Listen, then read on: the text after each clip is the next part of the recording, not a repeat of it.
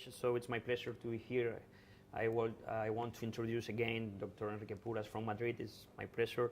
So and I think an important issue is about the pelvic congestion syndrome. There are a lot of patients with this syndrome that probably is not treated in their hospitals with symptomatic treatment. Do you think that it's important to transmit that they has a new treatment, there are new solutions for this kind of patients? Of course, and good afternoon, Jorge.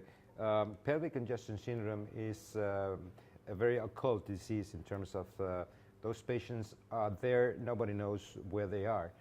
Most of them are just consulting in the gynecological fields, and some of them are just being treated because other pathologies are being suspected of this chronic hypogastric pain. So in order to discover where they are, one has to make an effort in order to teach other specialists that this is a syndrome that has a very good treatment these days with pelvic embolization. So I would suggest to go to the gynecological people, to go to the surgeons, to go to medical internal medicine in your hospital, and tell them and just teach them about new treatments and how to diagnose the syndrome and how to treat this syndrome. Yeah. Because actually in your daily practice, these kind of patients are treated ambulatory patients usually? Yes, most of them, I mean all of them are just treated by local. This is an ambulatory 30 minutes surgery that you do in your OR. We mostly use the brachial approach with local anesthesia, and this is just very standardized in our team. This treatment just is a 24 hours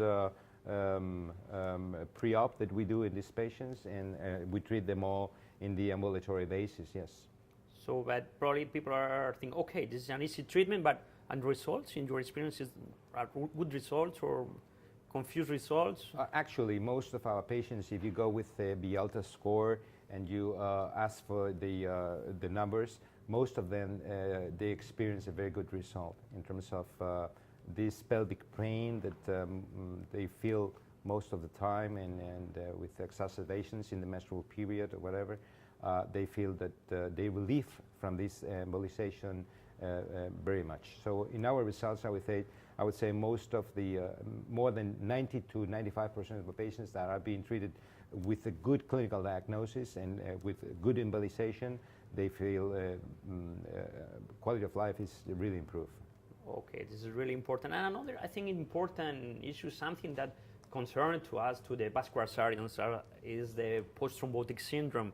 Because for years, the patients come to our clinic and, okay, you don't have any solution, you just symptomatic treatment. So now, do you think that we have new tools for treat this kind of patients?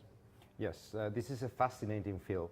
And for us, we've been doing this since 5 years ago, I would say, with the new venous stents that we have, with the new devices that we can manage, with these new balloons and devices that we can cross these endovenous problems that these patients have for years. The results are really good. So most of our patients, we are able to cross these post-thrombotic chronic occlusions in the iliac and femoral field, and after ballooning and angioplasty and stenting, those patients feel really an improved quality of life. Okay, in conclusion, I think that it's important to transmit to our patients that we have new solutions for their problems and ask for a vascular surgeon, but probably the new tools are going to improve your health. Sure, I mean, this is critical, and I think we have to really do an intensive job in order to teach our colleagues from the internal medicine field and hematology and all those patients that are really confused because they don't have any solutions for a post-thrombotic long-standing disease to come to our clinics, to come to our ORs and really have these procedures done because I think in most of the cases the relief is fantastic and the quality of life is really improved. Okay, thank you for your time, Enrique. Thank you, Enrique.